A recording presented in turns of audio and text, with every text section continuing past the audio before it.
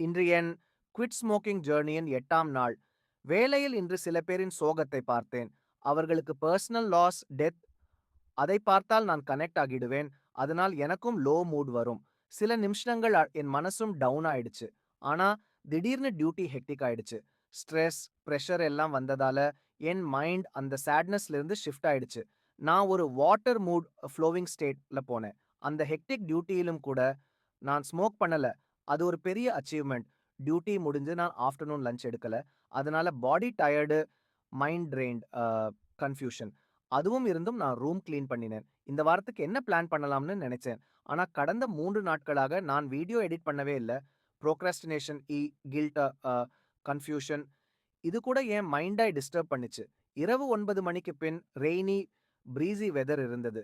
நான் வெளிய போய் நல்லா சாப்பிட்டு 10:30 முதல் 11 மணிக்கு ரூமுக்கு வந்தேன். இப்போ தூங்கணும் என்று நினைத்தேன். ஆனா மைண்ட் கேட்டது, நான் ஏன் இந்த வீடியோ எடிட்டிங்க தள்ளிக்கிட்டே இருக்கு. அந்த கணத்தில் நான் முடிவு பண்ணினேன்.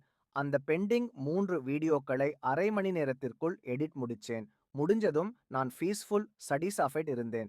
அதுக்கப்புறம் தான் நான் தூங்கப் போனேன். இன்று நான் கற்ற லெசன் சோர்வு, கன்ஃப்யூஷன், லோ மூட் இருந்தாலும் சிறிய செயல்கள் பெரிய தெளிவை தரும்.